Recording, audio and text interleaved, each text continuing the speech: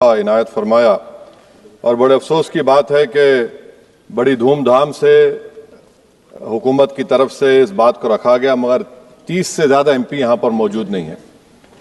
Madam, पहले तो मैं वज़ीर आज़म की इस बात की मजम्मत करता हूँ और उनको बताना चाहूँगा कि जिना के बारे में उन्होंने जो कहा था, हम तो जिना के सख्त मुखालिफ है, इसलिए भारत को अपना वतन माने, मगर 42 में आपके प्यारे वीर और जिना की पार्टी ने नॉर्थ वेस्ट फ्रंटियर, सिंध और बंगाल में मिलकर हुकूमत चलाई और उस हुकूमत ने 1.5 लाख हिंदू और मुसलमानों को अंग्रेजों की फौज में शामिल कराया ताकि वो लड़े।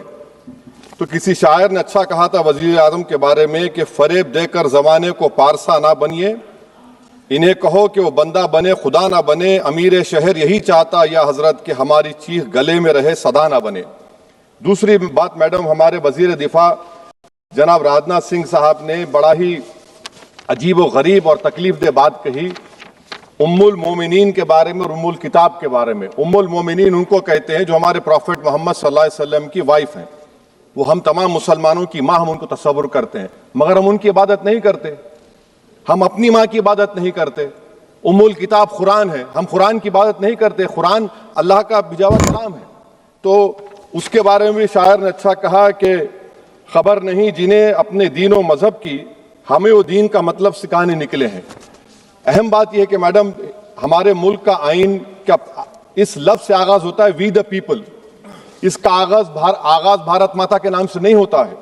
हमारे संविधान का जो प्रियम्बल है वो क्या कहता है? Liberty of thought, expression, belief, faith and worship. अगर दस्तूर का ये पहला सफा ये बात करता है तो फिर कैसे किसी शहरी को किसी खुदा, देवी, देवता की इबादत करने पर या सजदा करने पर मजबूर किया जा सकता है? आप ही की पार्टी से आज की जो बातें हुई है इसी का बोल रही हैं। हमारे कॉन्स्टिट्यूंट असेंबली में मैडम एक मोहतरमा थी रोहिणी कुमार चौधरी ने एक तजवीज दी थी कि प्रियम्बल में किसी देवी के नाम से शुरू हो। उन्होंने खास तौर से वंदे मातरम का जिक्र किया, मगर उसको कबूल नहीं किया गया। फिर केवी कामत साहब ने एक तजवीज दी कि इट्स सिटीजन्स को बदलकर हर सिटीजन्स किया जाए और खुदा के नाम से शुरू किया जाए, वो तरमीम को मुस्तरद कर दिया गया।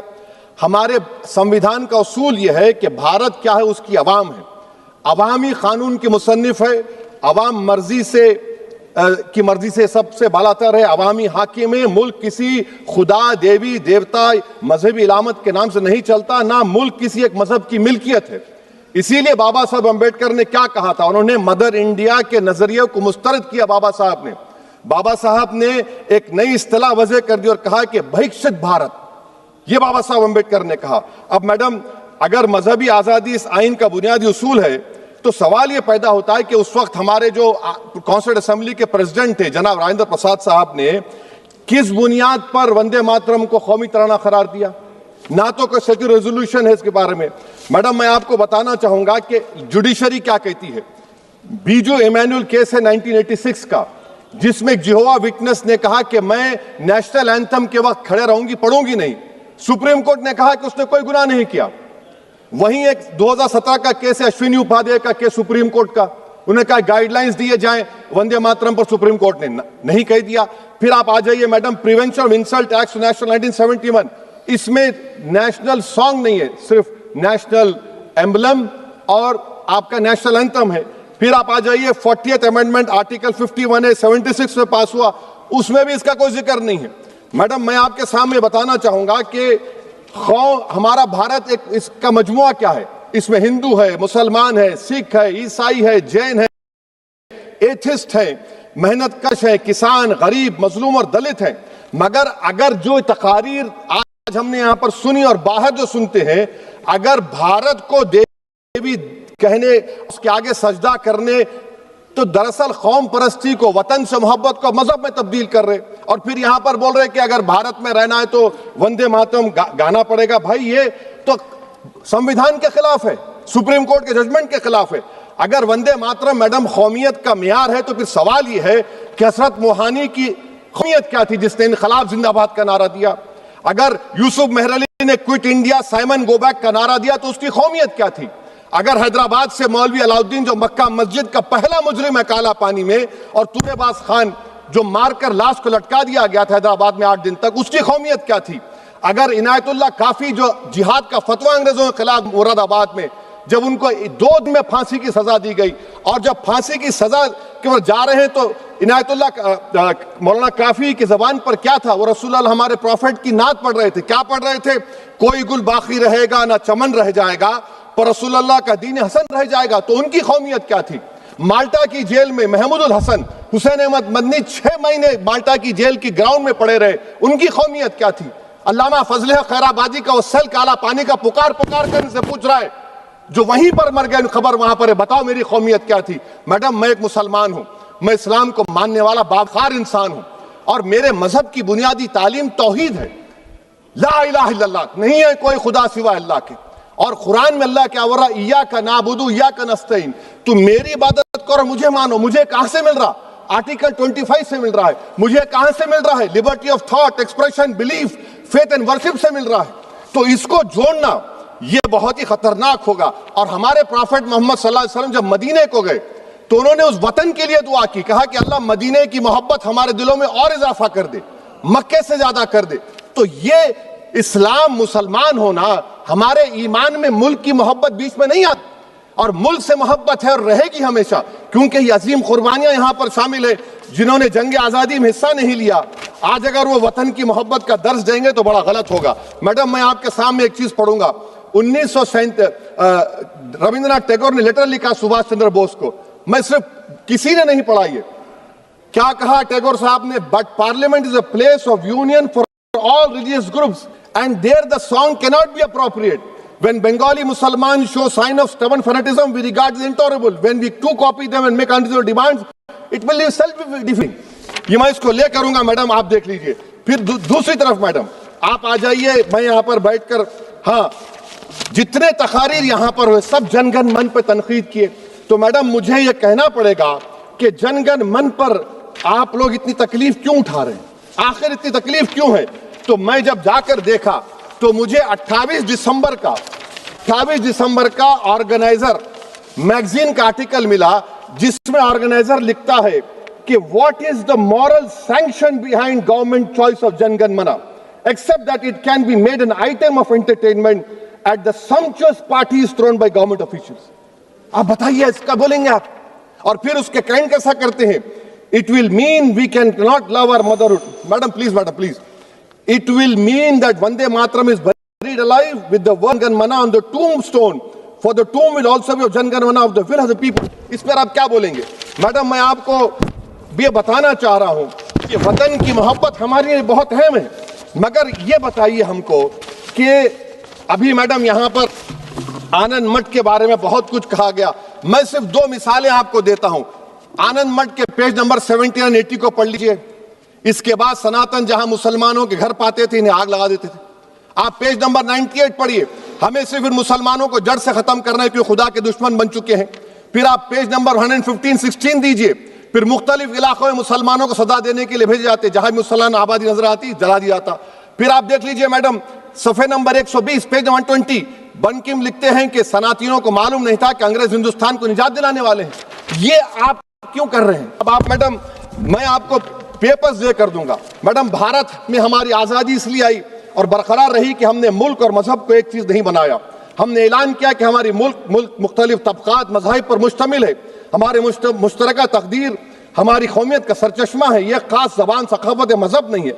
अगर वंदे मातरम का मतन कौम और मजहब को एक बना देता है, अगर हम इसे टेस्ट बनाते हैं वफादारी का, तो फिर मान लीजिए कि यह गांधी, अंबेडकर, टैगोर, बोस और लाखों आजादी के सिपाहियों की को छोड़कर गोडसे की, सोच की हिंदू कौमी परस्ताना, मैडम खत्म कर रहा हूं, हिंदू कौम परस्ताना को अख्तियार करेंगे। मुझे वतन से बेइंतहा मोहब्बत है मैडम, और इंशाल्लाह हमेशा रहेगी।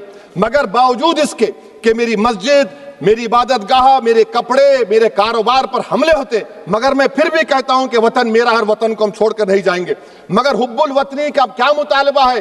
हुब्बुल वतनी ये कहता है कि वतन से मोहब्बत है तो जुल्म को खत्म करो, गरीबी को खत्म करो, बेरोजगारी को खत्म करो, जबर का खात्मा करो, अमन का गहवारा बनाओ, पाकिस्तान की दहशतगर्दी को खत्म करो, एक्सप्लॉयटेशन को रोको, शरारत को रोको, मुल्क के खिलाफ की जाने वाली साजिश खत्म करो। मैडम, भारत एक चमन है जहां पर हर फूल को खिलना चाहिए, और अगर कोई इस फूल के अगर पूरे फूल खिलेंगे तो उसकी खुशबू से ये वतन मुअत्तर होगा, मगर अगर इस चमन का माली ये कहेगा कि एक ही फूल खिलेगा, तो मैं जिम्मेदारी के साथ कह रहा हूं, अगर एक ही फूल खिलेगा तो वो सहरा बन जाएगा और माली माली नहीं रहेगा, वो जल्लाद कहलाएगा। तो इसीलिए मैडम हम उम्मीद करते हैं कि हुकूमत इस पर जोर जबर ना करे। मेरा राइट है, यकीनन मैं जानता हूं कि आजादी के लड़ाई में वंदे मातरम का नारा था, मगर अगर आप इसको जबर करेंगे तो ये संविधान के खिलाफ है। वफादारी का सर्टिफिकेट हमसे मत लीजिए मैडम, खत्म कर रहा हूं, वफादारी का सर्टिफिकेट हमसे मत लीजिए। आपके बुजुर्गों के कोई एक किताब में लिख के क्या लिखा है बता दीजिए, कहां पर क्या लिखा हुआ है। तो मैं मैडम मैं इस शेर पर अपनी बात को खत्म कर रहा हूं मैडम, मैं इस शेर पर अपनी बात को खत्म कर रहा हूं मैडम, मैं अपनी बात को खत्म कर देता हूं मैडम, क्योंकि आप बहुत जल्दी में हैं। कि भारत जिंदाबाद, हिंदू मुसलमान जिंदाबाद, दलित जिंदाबाद, ईसाई जिंदाबाद, आदिवासी जिंदाबाद, जो किसी खुदा को नहीं मानते वो भी जिंदाबाद, और मैडम सब पिछड़ा सब आ गया इसमें। तो हम उम्मीद करते कि इस रूह को आप समझेंगे, अगर आप सिर्फ अपनी आइडियोलॉजी को लेकर चलेंगे। और आखिर में मैडम, जनाब बंकिम चंद्रा साहब के बारे में मैं आपके सामने डॉक्यूमेंट लेकर रहा हूं कि उन्होंने बीए का एग्जाम पास नहीं किया था, 7 मार्क्स से फेल हो गए थे, ये भी रख रहा हूं। तो आप जिसका लिटरेरी जायंट बता रहे ये नहीं है। बहुत बहुत शुक्रिया आपका कि आपने एक अहम मौजू पर मुझे बोलने का मौका इनायत फरमाया। और अफसोस की बात है कि बड़ी धूमधाम से हुकूमत की तरफ से इस बात को रखा गया, मगर 30 से ज्यादा एमपी यहाँ पर मौजूद नहीं है। मैडम, पहले तो मैं वजीर आजम की इस बात की मजम्मत करता हूं और उनको बताना चाहूंगा कि जिना के बारे में उन्होंने जो कहा था, हम तो जिना के सख्त मुखालिफ है, इसलिए भारत को अपना वतन माने, मगर 42 में आपके प्यारे वीर और जिना की पार्टी ने नॉर्थ वेस्ट फ्रंटियर, सिंध और बंगाल में मिलकर हुकूमत चलाई, और उस हुकूमत ने 1.5 लाख हिंदू और मुसलमानों को अंग्रेजों की फौज में शामिल कराया ताकि वो लड़े।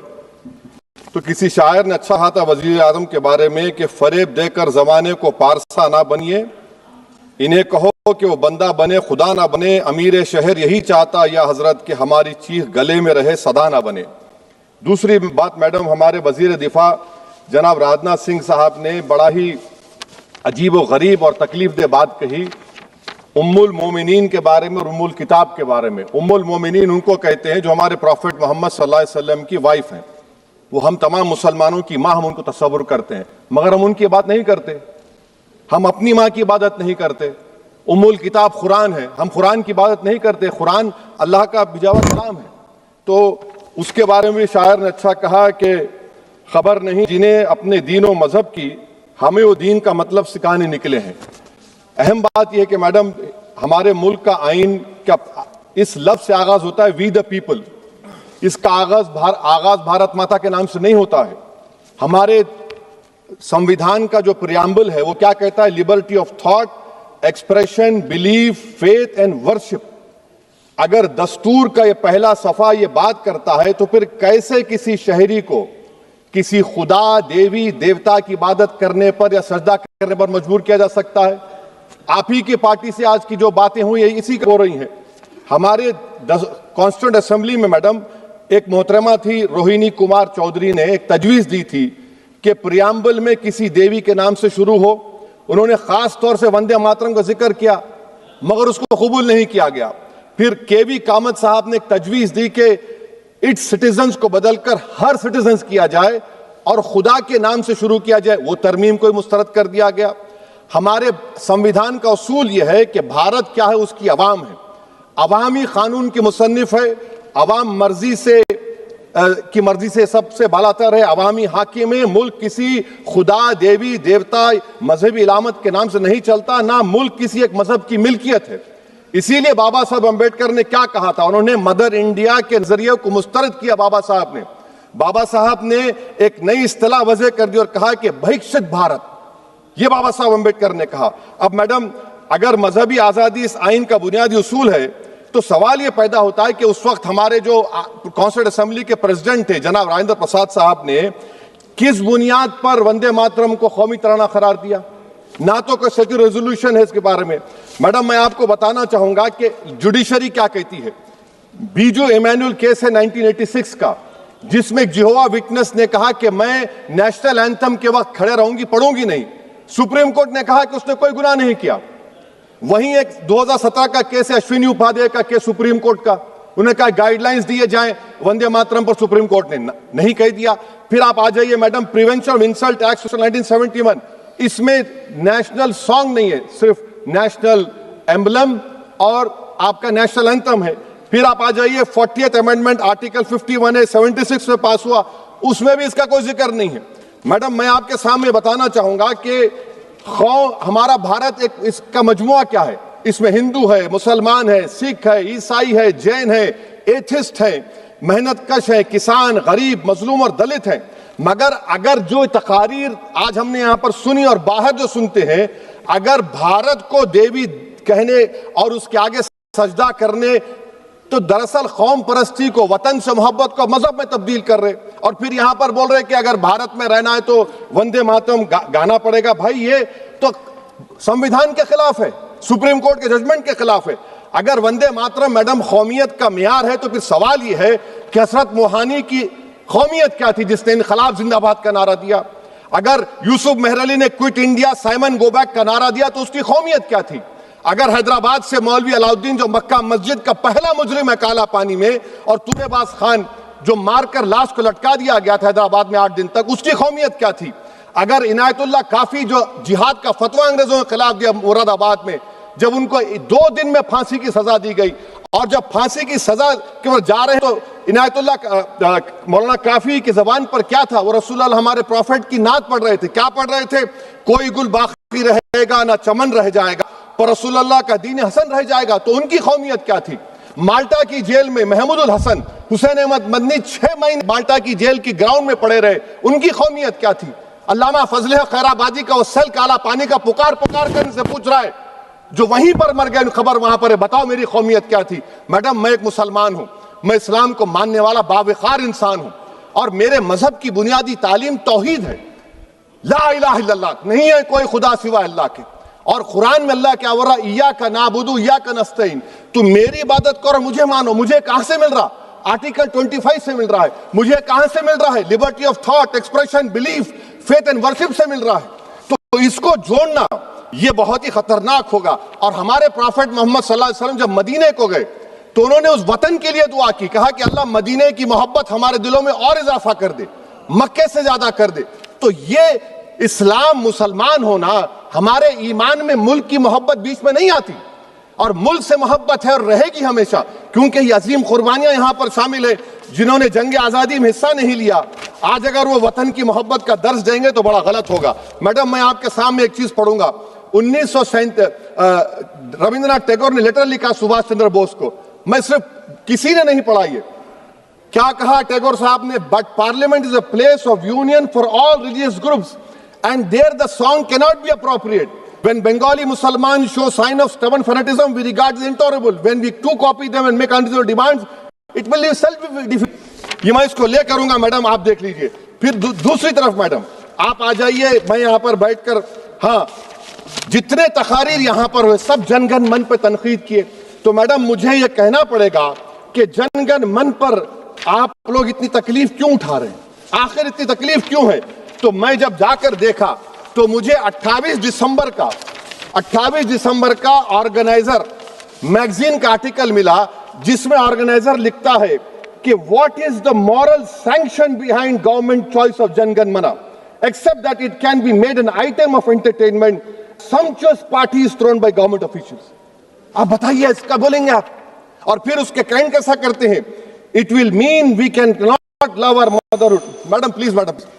It will mean that Vande Mataram is buried alive with the word Jangan Mana on the tombstone. For the tomb will also be of Jangan will have the people. इस पर आप क्या बोलेंगे? मैडम, मैं आपको ये बताना चाह रहा हूं कि वतन की मोहब्बत हमारे लिए बहुत अहम है, मगर ये बताइए हमको कि अभी मैडम यहाँ पर आनंद मठ के बारे में बहुत कुछ कहा गया। मैं सिर्फ 2 मिसालें आपको देता हूं। आनंद मठ के पेज नंबर 70 और 80 को पढ़िए। इसके बाद सनातन जहां मुसलमानों के घर पाते थे, इन्हें आग लगा देते थे। आप पेज नंबर 98 पढ़िए। हमें सिर्फ इन मुसलमानों को जड़ से खत्म करना है क्योंकि खुदा के दुश्मन बन चुके हैं। फिर आप पेज नंबर 115-16 दीजिए। फिर मुख्तलिफ इलाकों में मुसलमानों को सदा देने के लिए भेजे जाते, जहां मुसलमान आबादी नजर आती जला दिया जाता। फिर आप देख लीजिए मैडम, सफे नंबर 120 पेज 120, बंकिम लिखते हैं कि सनातियों को मालूम नहीं था कि अंग्रेज हिंदुस्तान को निजात दिलाने वाले हैं। ये आप क्यों कर रहे हैं? अब आप मैडम, मैं आपको पेपर्स दे कर दूंगा। मैडम, भारत में हमारी आजादी इसलिए आई और बरकरार रही कि हमने मुल्क और मजहब को एक चीज नहीं बनाया। हमने ऐलान किया कि हमारी मुल्क मुख्तलिफ तबकात मज़ाहिब पर मुश्तमिल है। हमारे मुश्तरका तकदीर हमारी कौमियत का सरचश्मा है। यह खास जबान सखावत मजहब नहीं है। अगर वंदे मातरम का मतन कौम और मजहब को एक बना देता है, अगर हम इसे टेस्ट बनाते हैं वफादारी का, तो फिर मान लीजिए ये गांधी, अंबेडकर, टैगोर, बोस और लाखों आजादी के सिपाहियों की सोच को छोड़कर गोडसे की सोच की हिंदू कौमी परस्ताना, मैडम खत्म कर रहा हूं, हिंदू कौम परस्ताना को अख्तियार करेंगे। मुझे वतन से बेइंतहा मोहब्बत है मैडम, और इंशाल्लाह हमेशा रहेगी। मगर बावजूद इसके कि मेरी मस्जिद, मेरी इबादतगाह, मेरे कपड़े, मेरे कारोबार पर हमले होते, मगर मैं फिर भी कहता हूं कि वतन मेरा, हर वतन को हम छोड़कर नहीं जाएंगे। मगर हुब्बुल वतनी का क्या मुतालबा है? हुब्बुल वतनी ये कहता है कि वतन से मोहब्बत है तो जुल्म को खत्म करो, गरीबी को खत्म करो, बेरोजगारी को खत्म करो, जबर का खात्मा करो, अमन का गहवारा बनाओ, पाकिस्तान की दहशतगर्दी को खत्म करो, एक्सप्लॉयटेशन को रोको, शरारत को रोको, मुल्क के खिलाफ की जाने वाली साजिश खत्म करो। मैडम, भारत एक चमन है जहां पर हर फूल को खिलना चाहिए, और अगर कोई इस फूल के, अगर पूरे फूल खिलेंगे तो उसकी खुशबू से ये वन मौतर होगा। मगर अगर इस चमन का माली ये कहेगा कि एक ही फूल खिलेगा, तो मैं जिम्मेदारी के साथ कह रहा हूं, अगर एक ही फूल खिलेगा तो वो सहरा बन जाएगा और माली माली नहीं रहेगा, वो जल्लाद कहलाएगा। तो इसीलिए मैडम, हम उम्मीद करते हैं कि हुकूमत इस पर जोर जबर ना करे। मेरा राइट है, यकीनन मैं जानता हूं कि आजादी के लड़ाई में वंदे मातरम का नारा था, मगर अगर आप इसको जबर करेंगे तो ये संविधान के खिलाफ है। वफादारी का सर्टिफिकेट हमसे मत लीजिए मैडम, खत्म कर रहा हूं। वफादारी का सर्टिफिकेट हमसे मत लीजिए। आपके बुजुर्गों के कोई एक किताब में लिख के क्या लिखा बता दीजिए, कहां पर लिखा हुआ है? तो मैं मैडम, मैं इस शेर पर अपनी बात को खत्म कर रहा हूं मैडम, मैं इस शेर पर अपनी बात को खत्म कर रहा हूं मैडम, मैं अपनी बात को खत्म कर देता हूं मैडम, क्योंकि आप बहुत जल्दी में हैं। कि भारत जिंदाबाद, हिंदू मुसलमान जिंदाबाद, दलित जिंदाबाद, ईसाई जिंदाबाद, आदिवासी जिंदाबाद, जो किसी खुदा को नहीं मानते वो भी जिंदाबाद, और मैडम सब पिछड़ा सब आ गया इसमें। तो हम उम्मीद करते कि इस रूह को आप समझेंगे, अगर आप सिर्फ अपनी आइडियोलॉजी को लेकर चलेंगे। और आखिर में मैडम, जनाब बंकिम चंद्रा साहब के बारे में मैं आपके सामने डॉक्यूमेंट लेकर रहा हूं कि उन्होंने बीए का एग्जाम पास नहीं किया था, 7 मार्क्स से फेल हो गए थे, ये भी रख रहा हूं। तो आप जिसको लिटरेरी जायंट बता रहे ये नहीं है। बहुत बहुत शुक्रिया आपका कि आपने अहम मौजू पर मुझे बोलने का मौका इनायत फरमाया। और बड़े अफसोस की बात है कि बड़ी धूमधाम से हुकूमत की तरफ से इस बात को रखा गया, मगर 30 से ज्यादा एमपी यहां पर मौजूद नहीं है। मैडम, पहले तो मैं वजीर आजम की इस बात की मजम्मत करता हूं और उनको बताना चाहूंगा कि जिना के बारे में उन्होंने जो कहा, हम तो जिना के सख्त मुखालिफ है, इसलिए भारत को अपना वतन माने। मगर 42 में आपके प्यारे वीर और जिना की पार्टी ने नॉर्थ वेस्ट फ्रंटियर, सिंध और बंगाल में मिलकर हुकूमत चलाई, और उस हुकूमत ने 1.5 लाख हिंदू और मुसलमानों को अंग्रेजों की फौज में शामिल कराया ताकि वो लड़े। तो किसी शायर ने अच्छा कहा था वजीर आजम के बारे में कि फरेब देकर जमाने को पारसा ना बनिए, इन्हें कहो कि वो बंदा बने खुदा ना बने, अमीर शहर यही चाहता या हजरत कि हमारी चीख गले में रहे सदा ना बने। दूसरी बात मैडम, हमारे वजीर दिफा जनाब राजनाथ सिंह साहब ने बड़ा ही अजीब व गरीब और तकलीफ दे बात कही उम्मुल मोमिनीन के बारे में और उम्मुल किताब के बारे में। उम्मुल मोमिनीन उनको कहते हैं जो हमारे प्रॉफिट मोहम्मद सल्लल्लाहु अलैहि वसल्लम की वाइफ है। वो हम तमाम मुसलमानों की माँ हम तस्वुर करते हैं, मगर हम उनकी इबादत नहीं करते, हम अपनी माँ की इबादत नहीं करते। उम्मुल किताब कुरान है, हम कुरान की इबादत नहीं करते, कुरान अल्लाह का बिजावा कलाम है। तो उसके बारे में भी शायर ने अच्छा कहा कि खबर नहीं जिन्हें अपने दीन व मजहब की, हमें वो दीन का मतलब सिखाने निकले हैं। अहम बात यह है कि मैडम, हमारे मुल्क का आइन का इस लफ्ज से आगाज होता है वी द पीपल। इसका आगाज भारत माता के नाम से नहीं होता है। हमारे संविधान का जो प्रियम्बल है वो क्या कहता है? Liberty of thought, expression, belief, faith and worship. अगर दस्तूर का ये पहला सफा ये बात करता है तो फिर कैसे किसी शहरी को किसी ख्वा, देवी, देवता की इबादत करने पर या सजदा करने पर मजबूर किया जा सकता है? आप ही की पार्टी से आज की जो बातें हुई है इसी का हो रही हैं। हमारे कॉन्स्टिट्यूंट असेंबली में मैडम एक मोहतरमा थी रोहिणी कुमार चौधरी ने एक तजवीज दी थी कि प्रियम्बल में किसी देवी के नाम से शुरू हो। उन्होंने खास तौर से वंदे मातरम का जिक्र किया मगर उसको कबूल नहीं किया गया। फिर केवी कामत साहब ने एक तजवीज दी कि इट्स सिटीजन्स को बदलकर हर सिटीजन्स किया जाए और खुदा के नाम से शुरू किया जाए, वो तरमीम को मुस्तरद कर दिया गया। हमारे संविधान का उसूल यह है कि भारत क्या है, उसकी अवाम है, अवामी कानून के मुसन्निफ है, अवाम की मर्जी से सबसे बालातर है, अवामी हाकिम है। मुल्क किसी खुदा, देवी, देवता, मजहबी इलामत के नाम से नहीं चलता, ना मुल्क किसी एक मजहब की मिल्क है। इसीलिए बाबा साहब अंबेडकर ने क्या कहा था? उन्होंने मदर इंडिया के नजरिए को मुस्तरद किया। बाबा साहब ने एक नई इस्तिलाह वजह कर दी और कहा कि भैक्षित भारत, यह बाबा साहब अंबेडकर ने कहा। अब मैडम अगर मजहबी आजादी इस आइन का बुनियादी उसूल है तो सवाल यह पैदा होता है कि उस वक्त हमारे जो कॉन्स्टिट्यूंट असेंबली के प्रेसिडेंट थे जनाब राजेंद्र प्रसाद साहब ने किस बुनियाद पर वंदे मातरम को कौमी तराना करार दिया? ना तो कोई सेक्यूर रेजोल्यूशन है इसके बारे में। मैडम मैं आपको बताना चाहूंगा कि जुडिशरी क्या कहती है।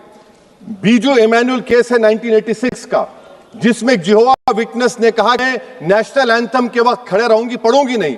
सुप्रीम कोर्ट ने कहा कि उसने कोई गुनाह नहीं किया। वहीं एक 2017 का केस है अश्विनी उपाध्याय का केस सुप्रीम कोर्ट का, उन्हें कहा गाइडलाइंस दिए जाएं वंदे मातरम पर, सुप्रीम कोर्ट ने नहीं कह दिया। फिर आप आ जाइए madam prevention of insult act national 1971, इसमें नेशनल सॉन्ग नहीं है, सिर्फ नेशनल एम्बलम और आपका नेशनल एंथम है। फिर आप आ जाइए 40th अमेंडमेंट आर्टिकल 51 है 76 में पास हुआ, उसमें भी इसका कोई जिक्र नहीं है। मैडम मैं आपके सामने बताना चाहूंगा कि हमारा भारत एक इसका मजमुआ क्या है, इसमें हिंदू है, मुसलमान है, सिख है, ईसाई है, जैन है, एथिस्ट है, मेहनतकश है, किसान, गरीब, मजलूम और दलित है। मगर अगर जो तकारीर आज हमने यहां पर सुनी और बाहर जो सुनते हैं, अगर भारत को देवी कहने और उसके आगे सजदा करने, तो दरअसल कौम परस्ती को, वतन से मोहब्बत को मजहब में तब्दील कर रहे और फिर यहां पर बोल रहे कि अगर भारत में रहना है तो वंदे मातरम गाना पड़ेगा। भाई ये तो संविधान के खिलाफ है, सुप्रीम कोर्ट के जजमेंट के खिलाफ है। अगर वंदे मातरम मैडम कौमियत का मियार है तो फिर सवाल यह है कि हजरत मोहानी की कौमियत क्या थी जिसने इनकलाब बात का नारा दिया? अगर यूसुफ मेहरली ने quit India Simon go back का नारा दिया तो उसकी कौमियत क्या थी? अगर हैदराबाद से मौलवी अलाउद्दीन जो मक्का मस्जिद का पहला मुजरिम है काला पानी में, और तुरेबाज खान जो मारकर लाश को लटका दिया गया था हैदराबाद में 8 दिन तक, उसकी कौमियत क्या थी? अगर इनायतुल्लाह काफी जो जिहाद का फतवा अंग्रेजों के खिलाफ दिया मुरादाबाद में, जब उनको 2 दिन में फांसी की सजा दी गई और जब फांसी की सजा के बाद जा रहे हैं तो इनायतुल्लाह मौलाना काफी की जबान पर क्या था? वो रसूलुल्लाह हमारे प्रॉफिट की नात पढ़ रहे थे। क्या पढ़ रहे थे? कोई गुल बाकी रहेगा ना चमन रह जाएगा, पर रसूलुल्लाह का दीन हसन रह जाएगा। तो उनकी कौमियत क्या थी? माल्टा की जेल में महमूदुल हसन, हुसैन अहमद मदनी 6 महीने माल्टा की जेल की ग्राउंड में पड़े रहे, उनकी कौमियत क्या थी? अल्लामा फजल खैराबादी का वो सेल काला पानी का पुकार कर से पूछ रहा है जो वहीं पर मर गए, खबर वहां पर है, बताओ मेरी कौमियत क्या थी? मैडम मैं एक मुसलमान हूं, मैं इस्लाम को मानने वाला बावकार इंसान हूं और मेरे मजहब की बुनियादी तालीम तौहीद है, ला इलाहा इल्लल्लाह, नहीं है कोई खुदा सिवा अल्लाह के।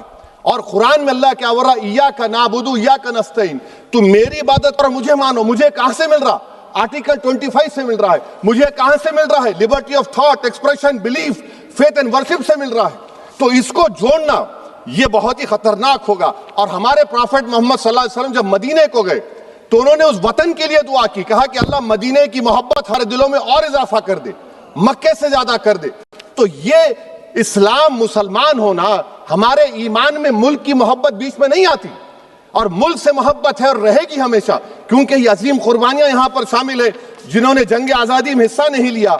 आज अगर वो वतन की मोहब्बत का दर्ज देंगे तो बड़ा गलत होगा। मैडम मैं आपके सामने एक चीज पढ़ूंगा।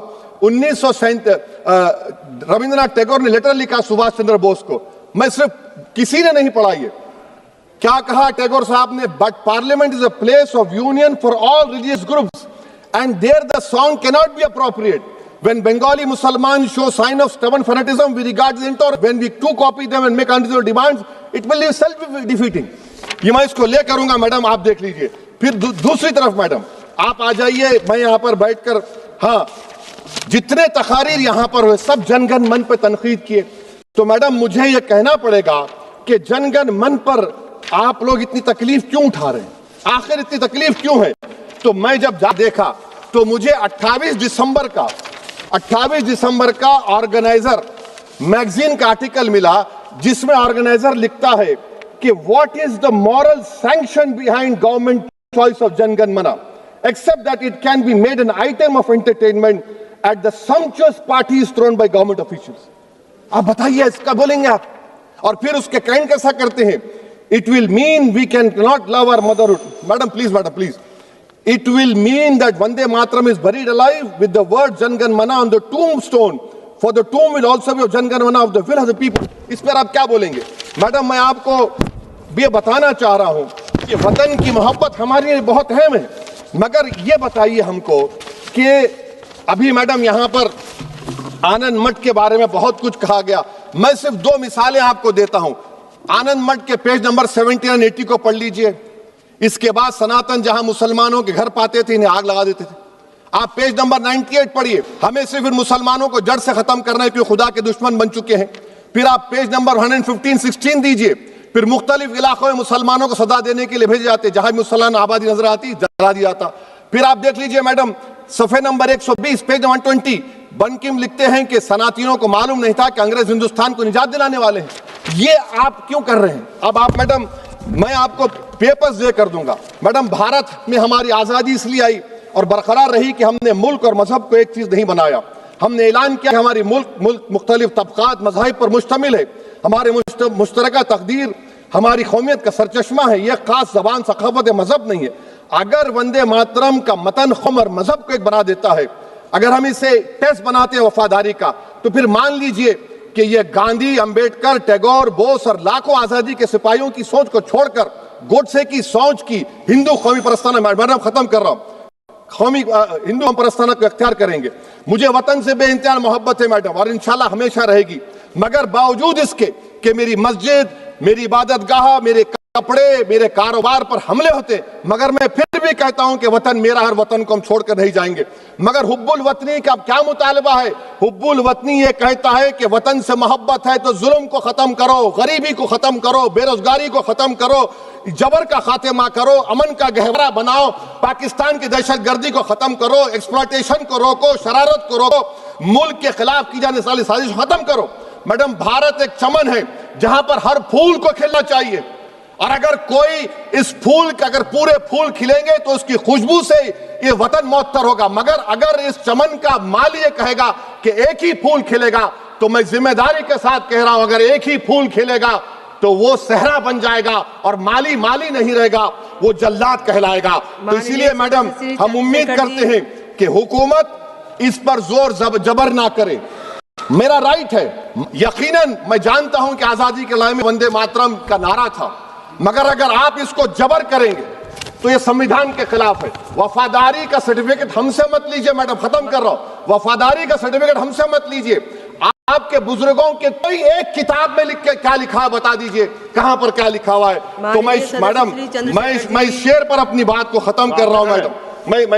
मैं इस शेर पर अपनी बात को खत्म कर रहा हूं मैडम. मैं अपनी बात को खत्म कर देता हूं मैडम, क्योंकि आप बहुत जल्दी में हैं. कि भारत जिंदाबाद, हिंदू मुसलमान जिंदाबाद, दलित जिंदाबाद, ईसाई जिंदाबाद, आदिवासी जिंदाबाद, जो किसी खुदा को नहीं मानते वो भी जिंदाबाद, और मैडम सब पिछड़ा सब आ गया इसमें. तो हम उम्मीद करते कि इस रूह को आप समझेंगे अगर आप सिर्फ अपनी आइडियोलॉजी को लेकर चलेंगे. और आखिर में मैडम जनाब बंकिम चंद्रा साहब के बारे में मैं आपके सामने डॉक्यूमेंट लेकर रहा हूं कि उन्होंने बीए का एग्जाम पास नहीं किया था, 7 मार्क्स से फेल हो गए थे, ये भी रख रहा हूं. तो आप जिसको लिटरेरी जायंट बता रहे ये नहीं है. बहुत बहुत शुक्रिया आपका कि आपने एक अहम मौजू पर मुझे बोलने का मौका इनायत फरमाया. और बड़े अफसोस की बात है कि बड़ी धूमधाम से हुकूमत की तरफ से इस बात को रखा गया, मगर 30 से ज़्यादा एमपी यहाँ पर मौजूद नहीं है। मैडम, पहले तो मैं वज़ीर आज़म की इस बात की मजम्मत करता हूँ और उनको बताना चाहूँगा कि जिना के बारे में उन्होंने जो कहा था, हम तो जिना के सख्त मुखालिफ है, इसलिए भारत को अपना वतन माने, मगर 42 में आपके प्यारे वीर और जिना की पार्टी ने नॉर्थ वेस्ट फ्रंटियर, सिंध और बंगाल में मिलकर हुकूमत चलाई और उस हुकूमत ने 1.5 लाख हिंदू और मुसलमानों को अंग्रेजों की फौज में शामिल कराया ताकि वो लड़े। तो किसी शायर ने अच्छा कहा था वजीर आजम के बारे में कि फरेब देकर जमाने को पारसा ना बनिए, इन्हें कहो कि वो बंदा बने खुदा ना बने, अमीर शहर यही चाहता या हजरत कि हमारी चीख गले में रहे सदा ना बने। दूसरी बात मैडम, हमारे वजीर दिफा जनाब राजनाथ सिंह साहब ने बड़ा ही अजीब व गरीब और तकलीफ दे बात कही उम्मुल मोमिनीन के बारे में और उम्मुल किताब के बारे में। उम्मुल मोमिनीन उनको कहते हैं जो हमारे प्रॉफिट मोहम्मद सल्लल्लाहु अलैहि वसल्लम की वाइफ हैं। वो हम तमाम मुसलमानों हमको तसव्वुर करते हैं, मगर हम उनकी इबादत नहीं करते, हम अपनी माँ की इबादत नहीं करते। उम्मुल किताब कुरान है, हम कुरान की इबादत नहीं करते, कुरान अल्लाह का भिजावा कलाम है। तो उसके बारे में शायर ने अच्छा कहा कि खबर नहीं जिन्हें अपने दीन व मजहब की, हमें वो दीन का मतलब सिखाने निकले हैं। अहम बात यह है कि मैडम, हमारे मुल्क का आइन का इस लफ्ज से आगाज होता है वी द पीपल। इसका आगाज भारत माता के नाम से नहीं होता है। हमारे संविधान का जो प्रियम्बल है वो क्या कहता है? Liberty of thought, expression, belief, faith and worship. अगर दस्तूर का ये पहला सफा ये बात करता है तो फिर कैसे किसी शहरी को किसी खुदा, देवी, देवता की इबादत करने पर या सजदा करने पर मजबूर किया जा सकता है? आप ही की पार्टी से आज की जो बातें हुई इसी कब हो रही हैं। हमारे कॉन्स्टिट्यूंट असेंबली में मैडम एक मोहतरमा थी रोहिणी कुमार चौधरी ने एक तजवीज दी थी कि प्रियम्बल में किसी देवी के नाम से शुरू हो। उन्होंने खास तौर से वंदे मातरम का जिक्र किया, मगर उसको कबूल नहीं किया गया। फिर केवी कामत साहब ने एक तजवीज दी कि इट्स सिटीजन्स को बदलकर हर सिटीजन्स किया जाए और खुदा के नाम से शुरू किया जाए, वो तरमीम को मुस्तरद कर दिया गया।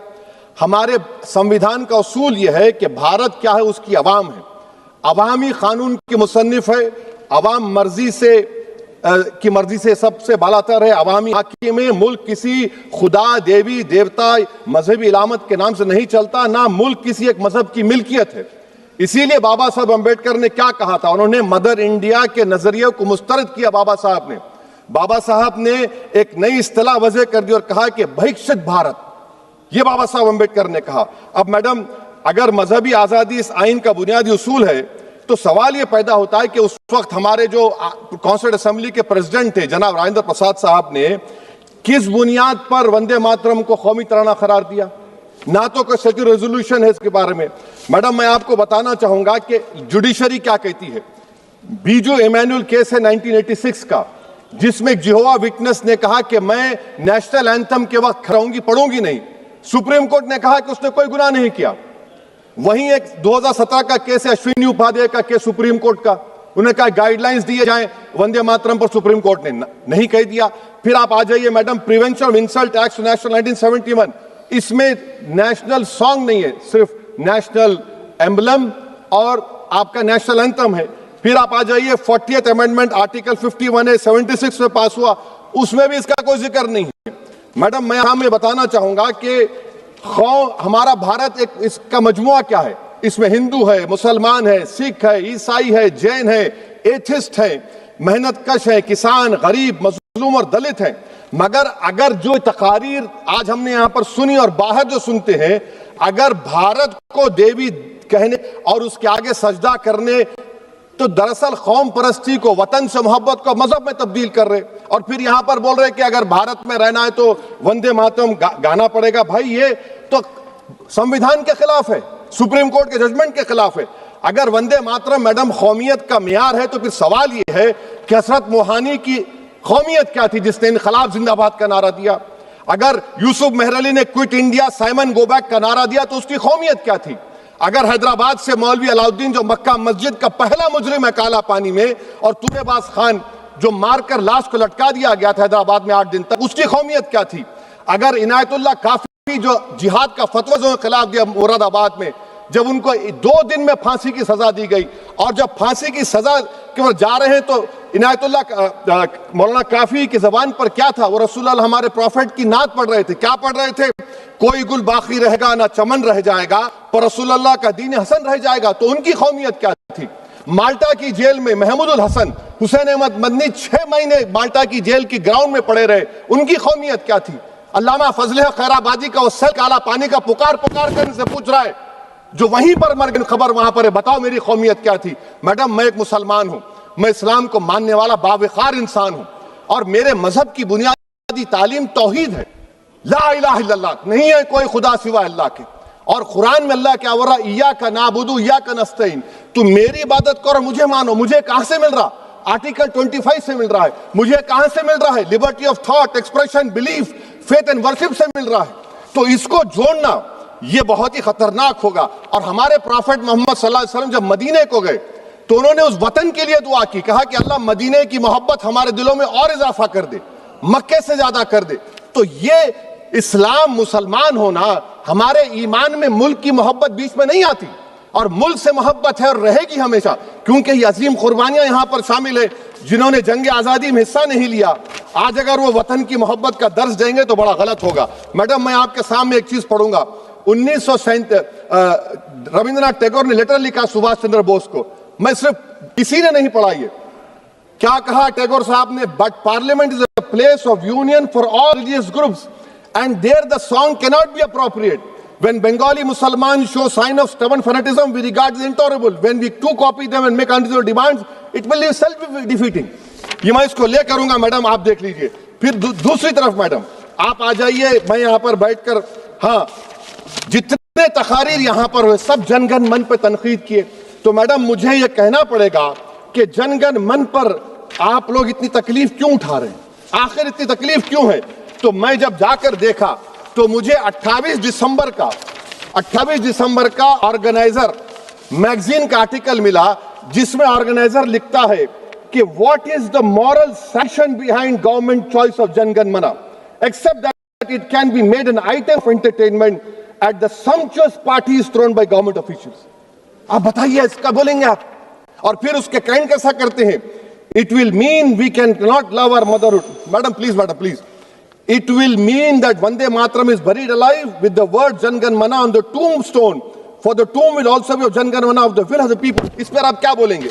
मैडम, मैं आपको ये बताना चाह रहा हूं कि वतन की मोहब्बत हमारे लिए बहुत अहम है, मगर ये बताइए हमको कि अभी मैडम यहाँ पर आनंद मठ के बारे में बहुत कुछ कहा गया।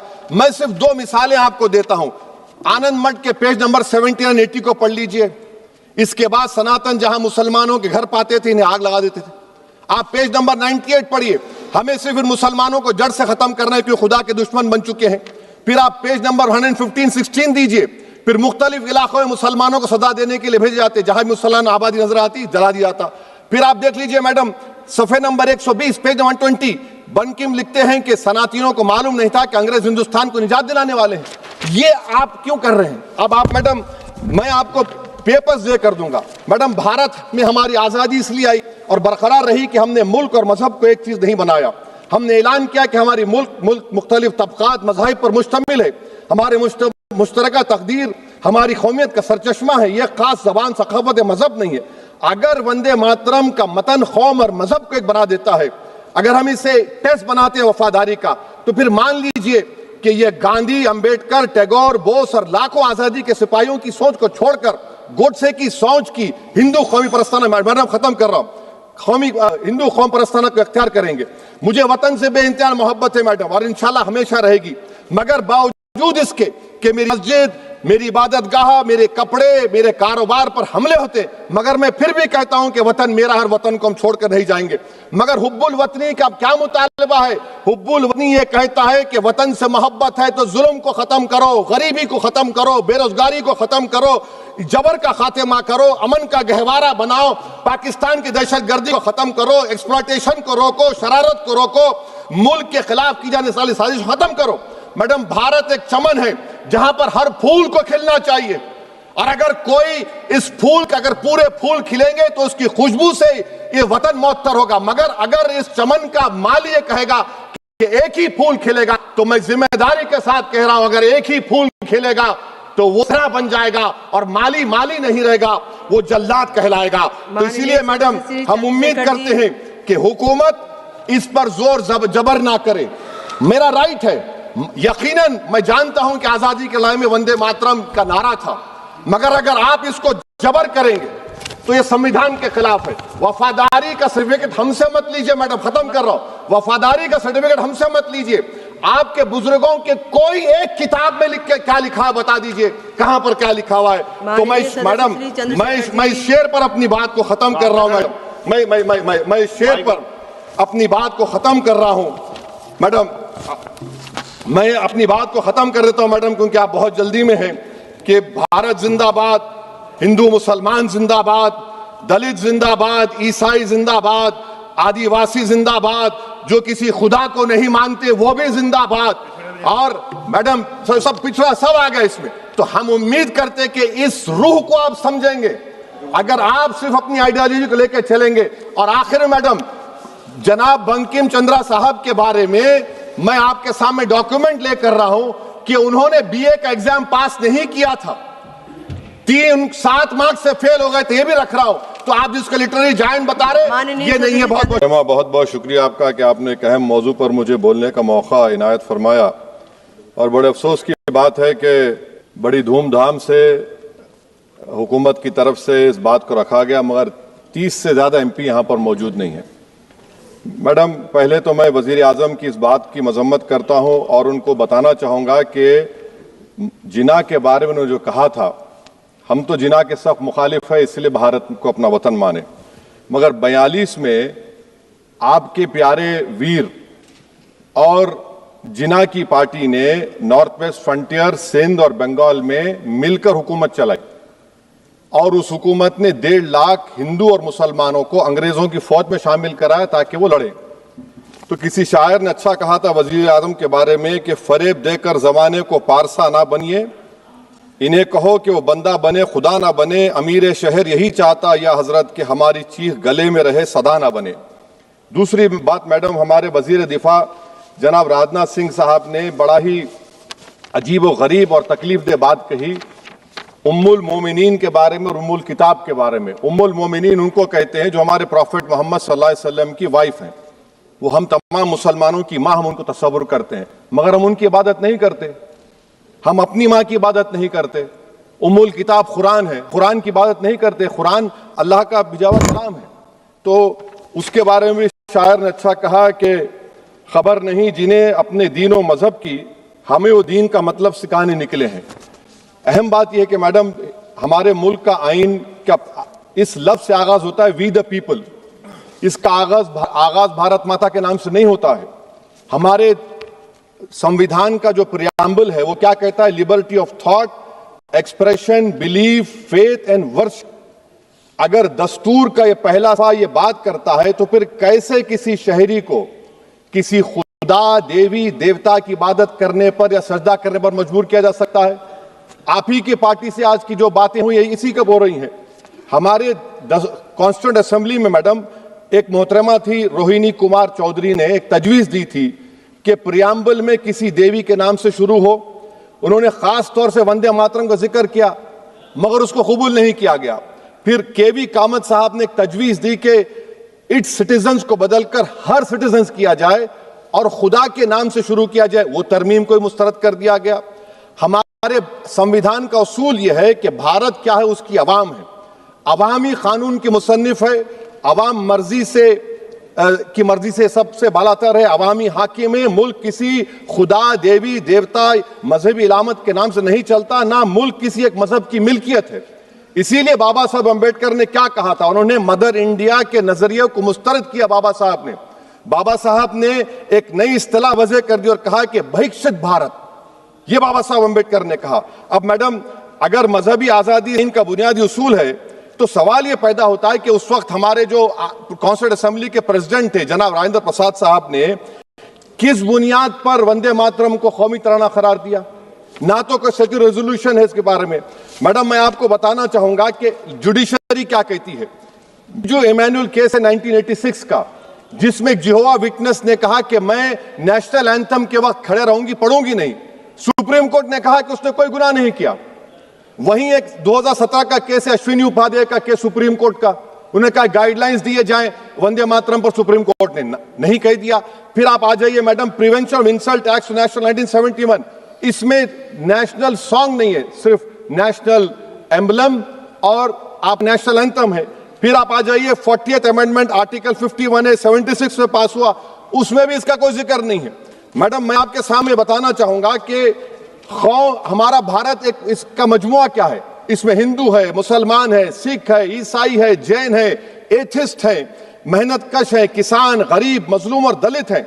मगर अगर जो तकारीर आज हमने यहां पर सुनी और बाहर जो सुनते हैं, अगर भारत को देवी कहने और उसके आगे सजदा करने, तो दरअसल कौम परस्ती को, वतन से मोहब्बत को मजहब में तब्दील कर रहे, और फिर यहां पर बोल रहे कि अगर भारत में रहना है तो वंदे मातरम गाना पड़ेगा। भाई ये तो संविधान के खिलाफ है, सुप्रीम कोर्ट के जजमेंट के खिलाफ है।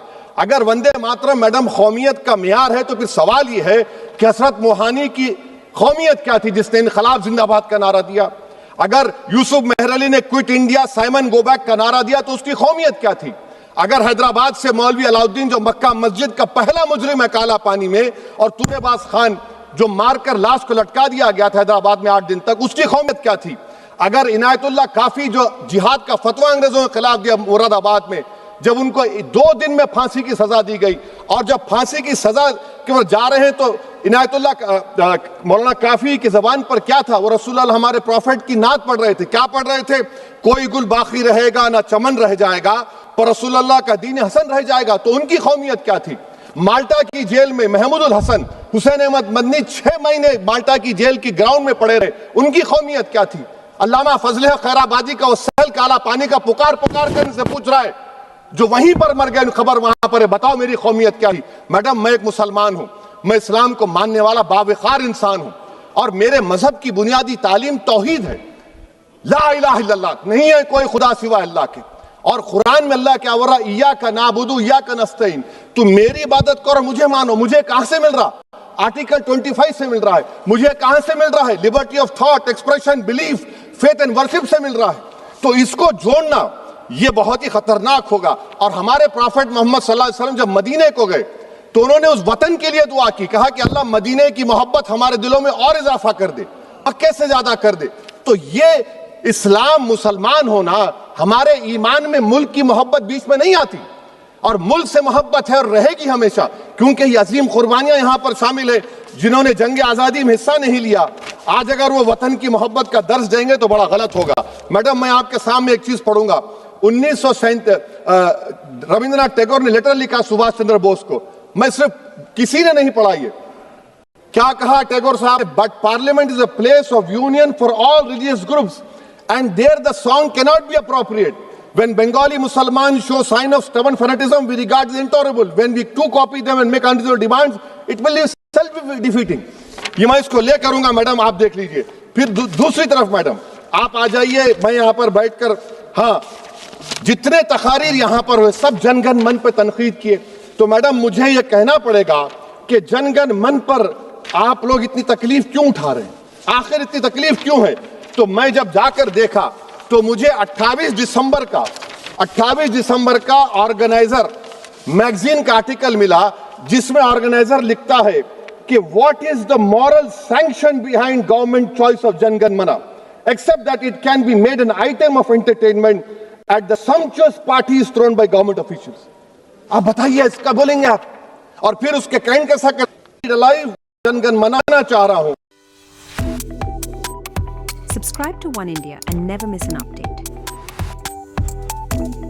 Download the One India app now.